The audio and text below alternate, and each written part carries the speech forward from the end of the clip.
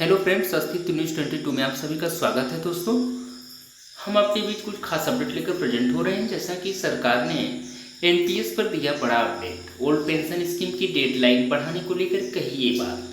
पिछले कुछ समय से कई कर्मचारी संगठन पुरानी पेंशन योजना बहाल करने की मांग कर रहे हैं।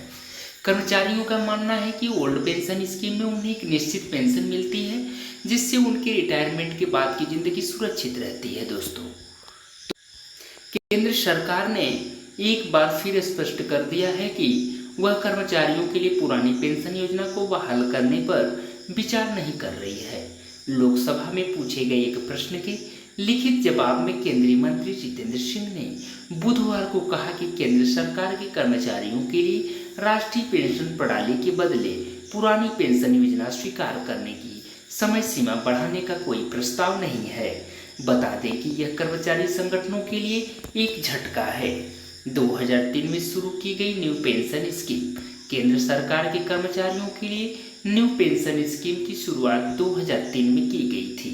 कार्मिक राज्य मंत्री जितेंद्र सिंह ने एक प्रश्न के लिखित उत्तर में कहा कि 1 जनवरी 2004 से केंद्र सरकार की सेवा में सशस्त्र बलों को छोड़कर सभी नई भर्तियों के लिए एनपीएस अनिवार्य है। तो केंद्रीय मंत्री जितेंद्र सिंह ने कहा कि 3 मार्च 2023 को जारी आदेश के संबंध में कोई और निर्देश जारी करने का प्रस्ताव नहीं है।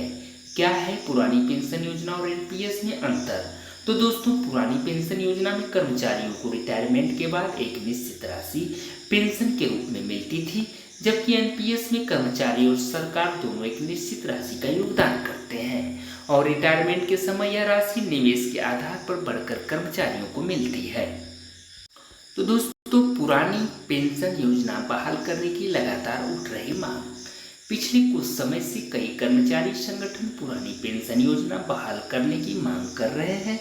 कर्मचारियों का मानना है कि ओल्ड पेंशन स्कीम में उन्हें एक निश्चित पेंशन मिलती है, जिससे उनकी रिटायरमेंट के बाद की जिंदगी सुरक्षित रहती है, जबकि एनपीएस में निवेश का जोखिम होता है और रिटायरमेंट के समय मिलने वाली राशि निवेश पर निर्भर करती है।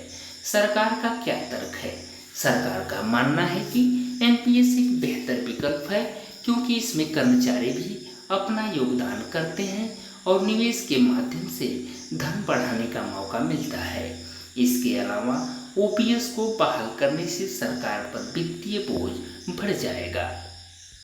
दोस्तों, डिस्क्लेमर में हम कह सकते हैं कि हम अपने चैनल के माध्यम से जो भी सूचना आप तक प्रेषित कर पा रहे हैं वो केवल मात्र आपको जागरूक करने के लिए है और इंटरनेट पे उपलब्ध स्रोतों से एकत्रित की हुई जानकारी ही हम आप तक प्रेषित कर रहे हैं।